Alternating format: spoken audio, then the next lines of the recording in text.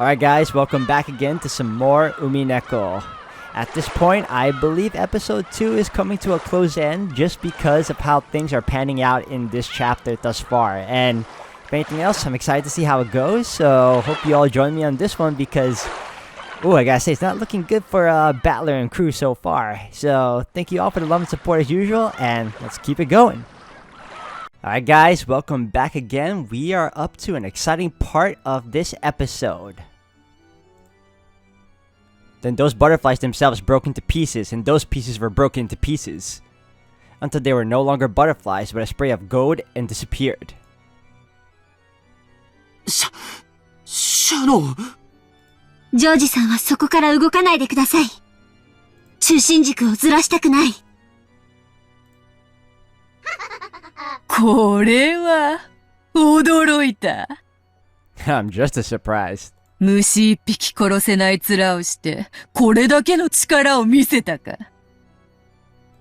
なるほど。霊境がそなたに力を貸しているというのか。しかし、その霊境の本当の力を引き出すには、準備も時間も足りないな。そのどちらもわらわは与えはせぬ。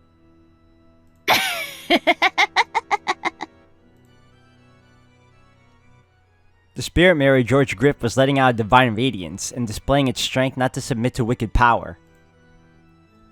But that radiance was no match for the witch's sinister nature.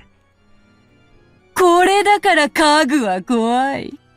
予期せずしてタンスの角にぶつける足の小指のような気持ちよ。これだから家具は怖い。家具が。家具私は家具じゃない。そして、あなたを今はとても哀れに思う。何？ほう。1000年の魔女に100年も至らぬ家具が今何と言ったか。あなたはとても哀れな人。愛し合う二人に未練がないわけがない。でも、あなたの期待するような未練はかけらほどもない。語るか、家具の分際で。ジョージと結ばれたくて、わらわの靴を舐めた日々を忘れてわらわにそれを語るか。愛に生き、泥濘を這うが人間。それを嘲笑い、見下しているつもりで、あなたはそれにはるかに劣る。私は、今こそあなたを哀れに思う。愛し合う二人にとって、添い遂げることにどれほどの意味が。意味はある。きっとある。でも、それはあなたの言うこととは全然違う。もっと新鮮にして、あなたごとき邪悪が口にする資格もないほどの新鮮な意味がある。だから、私にはすでに何の未練もない。ジョージさんと愛を誓い合った。その証として指輪を受け取った。それで永遠の誓いは完了した。あなたがどんな邪悪な魔法や悪意で私たちを災難だとしても、永遠は汚さない。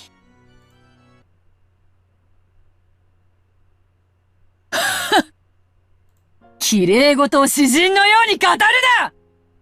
愛は情欲なんだよ。少女漫画見たく綺麗事ばっかりで語れねえんだよ。男どもは、お前の匂いに惹かれて群がるウジバエどもなんだよ。そんなこともその年でまだ理解できねえのかよ。お前は失望するぜ。その後ろのメガネ男のどす黒い欲望、一度でも覗いちまったら。がっかり愕然唖然呆然全然ダメだぜショーノン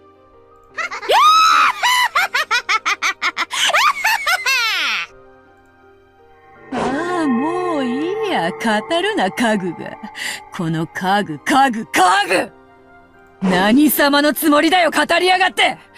愛なんて結局は、ど汚ねえ汚物をどう綺麗に見せようかって欺瞞なんだよ。そいつに気づいて人は大人になるんだろう。死ねよ、クズ！家具、スクラップ！お前を汚らわしいウジ虫に変えてやるよ。それでもそのメガネがお前を愛するか、試してやるよ。そいつの愛のど汚ねえ現実ってやつを教えてやるよ。死ねよ、ガラクタが！てめえが愛を語るんじゃねえ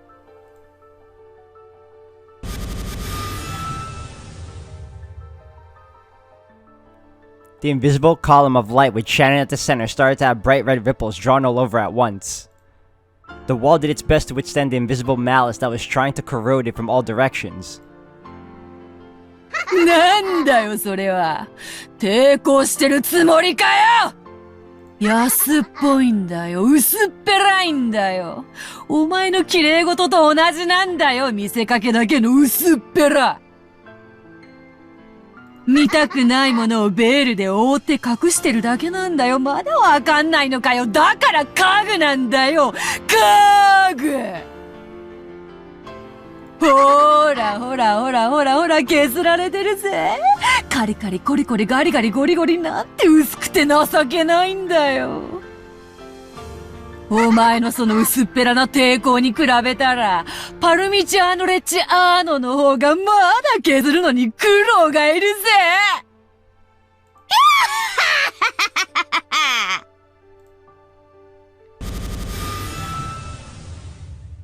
The golden windstorm that covered the room gradually shaved away the walls of the column that protected Shannon and George. The bright red ripples frantically drew a pattern of resistance, but the wall was beginning to envelop the two, becoming instead a red wall of despair. 庄司さん、ごめんなさい。やはり、私には無理でした。ありがとう。君は僕のために戦ってくれた。それだけで嬉しいよ。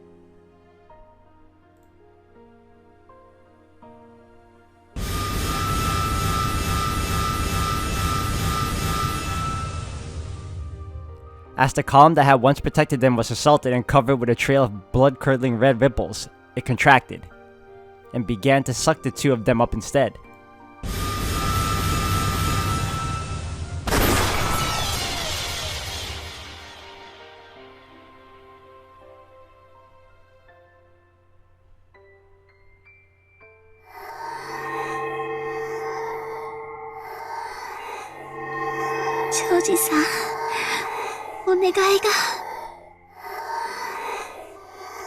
Shannon grasped George's hand behind her, so George hugged her shoulders just as strongly. なんだい？最後に、愛してるって聞かせてください。さよう。僕は君を永遠に。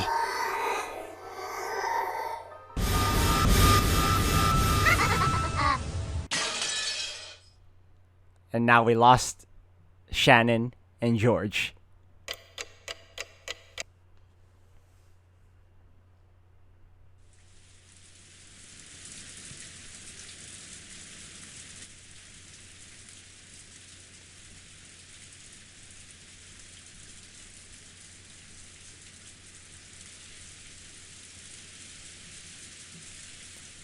After Genji finished taking his late meal, he went out to do a nighttime rounds inside the mansion. He reheated the soup that Goda had started making and ate some random leftovers from the refrigerator. They were all things Goda had made himself and were of course delicious. He had half-heartedly gone to ask Rosa and the others what they would do for dinner, but he had been yelled at by a voice telling him that they had canned food so they were fine, and the door wasn't even open for him. So ironically, it was the serving Genji who was able to eat more delicious meal. But even though all of those crimes had been committed, and many people had already met a brutal end, Why was it that Genji wasn't afraid to do the rounds all by himself? Judging by his appearance as he carried out his normal tasks without a trace of fear, as though everything was normal, you might think that all of the horrible events that had happened today were just a dream or an illusion. Was he taking a philosophic view, or was it simply resignation? Genji must have considered it a virtue to systematically carry out his duty until the last moment, since the fate that awaited him was unavoidable. It would probably be eternally impossible to perceive the depths of his heart unless he told of it himself. Because he had given the master key back to Rosa, the places he could go to were extremely limited. All he could do was walk around the hallways, checking to make sure that the windows were closed. So he was able to go around that route for far more quickly than usual.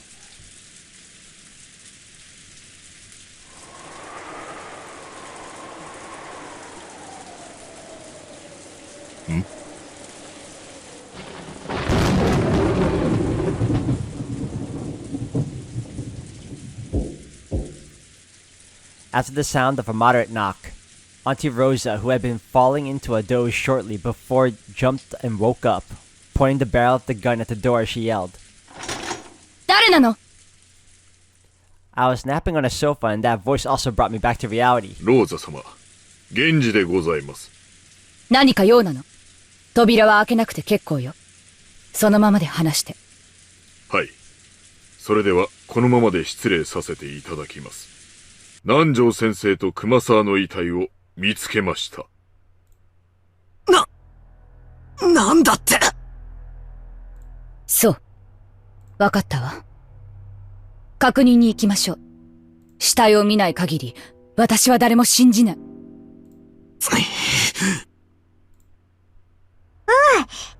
大丈夫だよ、バトラー。マリアといれば、絶対に大丈夫。Maybe my face was shadowed with anxiety. Maria grasped my hand with her small hand and spoke softly, trying to give me courage. Since it was Auntie Rosa's job to ready the gun and stand guard, it fell to me to remove the barricade of sofas. When I finished, I took a backward glance at Auntie Rosa, who was pointing the barrel of the gun over my shoulder, and opened the door. ケンジさん、二人の死体はどこに？中庭です。ご案内いたします。バトラ君待って！念のため、部屋の戸締まりを確認していくわ。ちょっと待ってね。Auntie Rosa called me to a halt to prevent me from going on ahead, and began to carefully check the locks on each of the windows. But those locks had already been checked once. It felt kind of unpleasant, as though she suspected that I might have secretly unlocked them when she wasn't looking. No, maybe she was right to be cautious.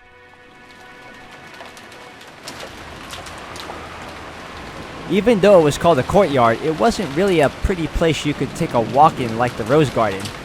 On the contrary, since it was surrounded by the mansion on all sides, it made you feel a little discomfort, as though it was telling you that you couldn't escape from the mansion even if you tried to escape to the outside. On the other hand, thanks to that, even though the violent winds could be heard, the wind itself was blocked. Genji-san held out an umbrella, but Auntie Rosa ignored him. She probably wanted to say that the gun took two hands, so taking the umbrella would be dangerous because she wouldn't be able to fire the gun. Even without Genji-san pointing his finger, we could tell immediately. Right in the center of the courtyard, we could see where Dr. Nanjo and Kumasawa-san lay. Auntie Rosa entered the courtyard without even an umbrella. So Genji-san and I also entered the courtyard without opening one. Only Maria had one open like normal. マリア、これはあれだな。おお、第7の番と第8の番だね。なるほど。確かに、源氏さんたちが言っていたように、二人の首にはひどい傷があるわね。すごく鋭利な。まるで日本刀か何かで切ったかのようにすっぱりね。That gaping wound in their necks definitely made me want to avert my eyes. But after seeing the Halloween party in the chapel, even though I thought it was horrible, it was no longer enough to make me feel sick. Instead, our gazes were directed to their legs. In Dr. Nanjo's knee. In Kumasawa-san's ankle. Driven into each of them was something like a knife or a stake with a demonic decoration. They would surely be the same as the one that had pierced Jessica's back. これは何なの？ジェシカちゃんの時と同じね。何かオカルトの儀式のつもりなのかしら。わかりません。彼らの遺体を最後に見た時にはこのようなものはありませんでした。使用人室から運び出された後にやられたのでしょう。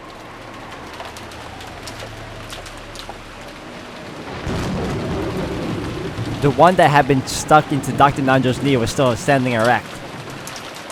But the one that had been thrust into Kumasawa-san's ankle might have been a little shallower. It had come out and fallen over. So it was only when I saw that one that had fallen over that for the first time I realized that it wasn't a knife, but something like a stake. Its full length was probably about 30 centimeters. It was probably made out of a bronze or iron or something of the sort. Even without touching it, I could tell that it had some weight to it. It was composed of a grip and a cone-shaped part, and it was obviously made to be a piercing weapon. Maybe you could describe it like a miniature version of those lances Western knights used on horseback. The grooves that had been carved in a spiral shape made it also look like a drill. However, the grip had an occult-like design of a demon or something. So, instead of a weapon used in war, it felt like something that would be used in a ritual to offer up a sacrifice.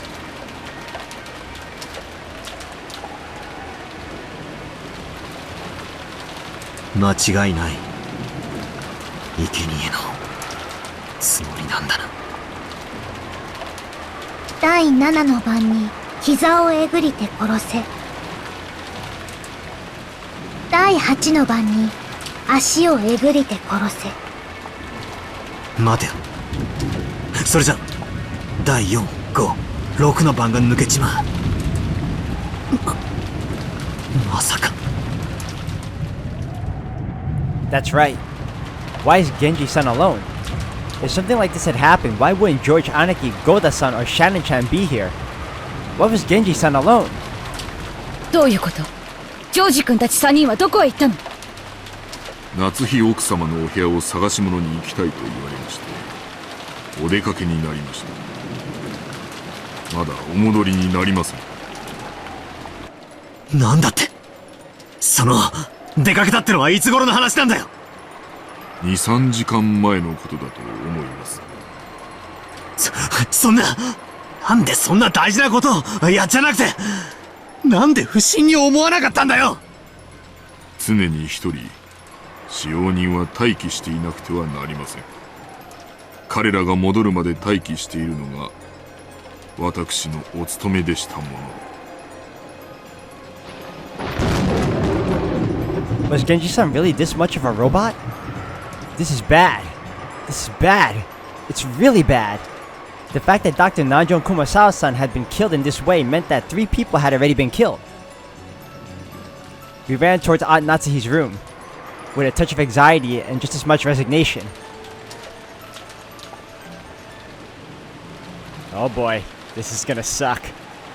But we even saw the inside of Aunt Natsuhi's room. We were imprisoned by a certain resignation. On that door was a bizarre graffiti. No filth. In any case, the door wasn't in a normal state, and we were able to imagine what was inside that room without opening it. On the face of the door, how should I say it? Someone had heavily painted their hands with the same red paint that the magic circles from before had been drawn with, and had banged on the door, scratched it, dirtied it. It was dirtied like the aftermath of a kindergartner playing in the mud. I didn't know what it could mean. The bright red paint that had been slattered on was dripping down, and even though no one said it, it made us think of blood. 源氏さん、開けてください。Auntie Rosa held up her gun high and ordered Genji-san to open it. Genji-san approached the door without being particularly troubled by the stuff on it and turned the knob. But he immediately turned around, shaking his head. It was locked. Right now, there was only one person in this mansion who could lock and unlock doors at will, Auntie Rosa. This time, Genji-san asked Auntie Rosa to unlock the door instead of the other way around. After making a slightly disgruntled face, Auntie Rosa handed me a master key and told me to open the door. バトラー君、これで開けてもらえる？そのくらいのこと、ケンジさんを信用しても。Auntie Rosa glared at me with an intense gaze. Getting into a fight here would only make the environment turn even more sour. Without talking back anymore, I approached that creepy door and tried the knob. It didn't open. It was definitely the resistance of a lock. I stuck the master key into the keyhole. A light resistance. While listening to Auntie Rosa as she told me to be cautious, I opened the door without being particularly cautious at all.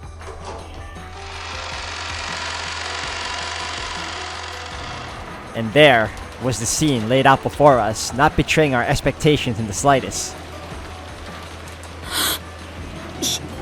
ひどい。やっぱり第4、5、6の番の再現だったな。I can't believe you're letting Maria see this now. The inside of the room looked as though a robber had just broken in. Drawers were flung open, pulled out, with their contents thrown all over the floor. The room devastated so that it looked nothing like the room of the methodical Aunt Natsuhi. But the thing that caught the eye before that was Goda-san's body lying face down right in front of the door. One of those demon stakes had been rammed right into the center of his chest, almost as though it had been stuck there to finish off a vampire. Exactly how far would it have reached after being stuck that deeply into his chest? My own chest hurt just imagining it. 胸をえぐれば第5の番だったか。Maria grabbed my hand. Her expression looked just like normal. But maybe she really was afraid of the aura in this room where 3 bodies lay. And along the wall farthest into the room, George Aniki was dead.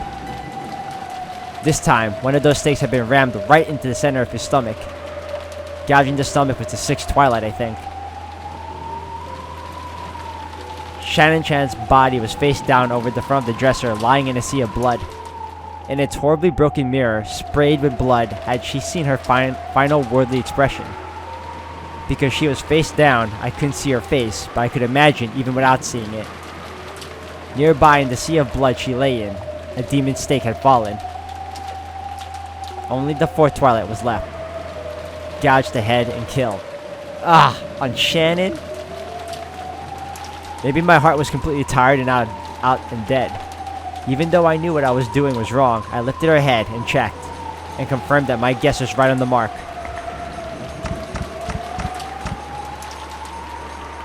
There was a gaping hole in Shannon Chan's forehead and her insides were dripping out. Not only that, you could even see inside her. After seeing that, I finally noticed that what I was doing was wrong. I immediately averted my eyes, but by now, it was probably pointless. こら、バトラ君！警察が来るまでそっとしておかないとダメよ！勝手に触ってどういうつもり？せっかくの現場証拠がおかしくなっちゃったらどうするのよ！ Auntie Rosa yelled furiously at me and even yanked the back of my collar. I tottered limply and fell on my butt and gazed dimly up at the ceiling. マリア、これで第8の番まで終わっちまったな。第9の番って。第9の番に魔女は蘇り、誰も生き残れはしない。そっか。これで黄金の魔女ベアトリーチェは復活するんだな。そしてなんだ、最後の第10の番。第10の番に旅は終わり、黄金の里に至るだろう。黄金鏡の扉はもうすぐ開かれるんだよ。Does that mean we're gonna have another tea party again? もうすぐ。魔女は蘇り、誰も生き残れはしない。俺たちはこれから死ぬのか、それともこれで生贄の儀式は終了で俺たちの旅は終わり、黄金鏡へたどり着けるのか。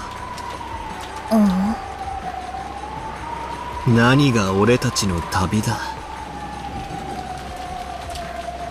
俺たちは今日一日、犯人を見つけよう、事態を打開しようと散々頭をひねって何も至れなかっ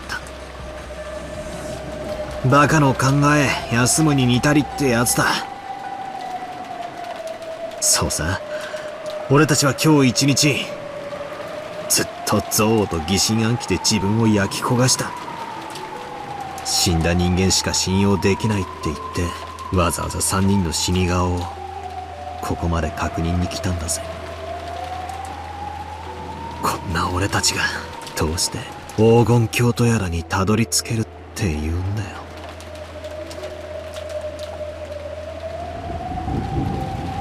That's right. If nothing could be solved, it would have been much better if we had locked ourselves up the whole time without thinking at all. Grandfather was the wisest of us. He'd been shut up in his room since yesterday without any contact with anyone.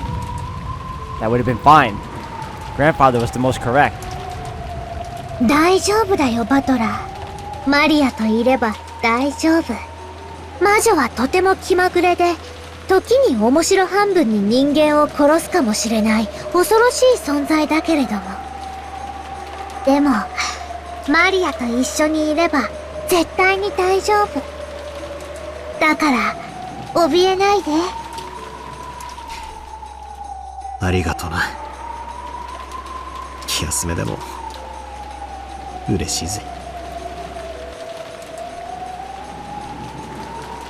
After Auntie Rosa finished investigating their death, she proclaimed that she would seal this room again, chased the rest of us out, stole back the master key she had lent me, and locked the door again. It seemed that George Aniki had been holding the original key to Aunt Natsuhi's room. She had also collected that. I thought you weren't supposed to touch evidence. Wait a second. She had all of the master keys in her hand. And if the original key had been shut up inside that room, wasn't this another locked room? So this is a fourth locked room?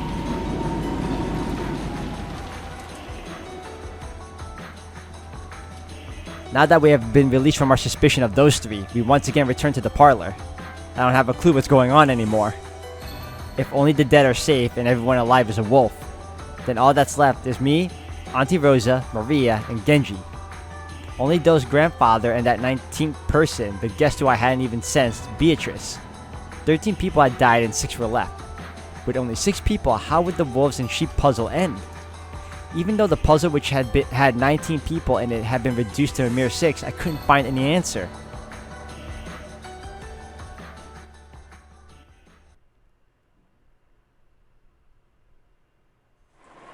We returned to the parlor. I felt a little anxious that, while we were gone, a creepy magic circle or something might have been drawn on the door to the parlor, but thankfully there was none. ありがとう、源氏さん。ここまでで結構よ。あなたも今日は休んでください。かしこまりました。これで休ませていただきます。おい、ローザおばさん。この状況下で、源氏さんをたった一人で過ごさせるっていうのかよ。そうね。とても危険なことだと思うわ。でも、ならなぜ彼は無事なの？彼は3人が夏日姉さんの部屋へ向かった後、ずっと一人でいた。なのに無事だった。狼と羊のパズルよ。最も弱い立場となる孤立した羊が無事な理由は何？狼がたまたまいなかったんだろ？違うわ。それが羊じゃなかったからよ。源氏さんが狼だって言うのかよ。彼は一人で厨房にいたそうだけど、それは証明不能よ。南條先生たちの死体を運んだり、ジョージ君たちを殺したりできたのは、彼かベアトリーチェだけなのよ。待てよ。その論法じゃ誰だって。バトラ様、お気遣いをありがとうございます。私は信頼を勝ち得るのは常に100の言い訳ではなく一つの誠実であると信じています。Alright everyone, I'm gonna end the video here for today. Thank you all for watching. It seems like the epitaph is once again about to be completed and we're about to see episode 2 come to an end soon enough. It's not looking good for Battler in the team so far, but if anything else, we're gonna find out in the next one. So thank you all for watching.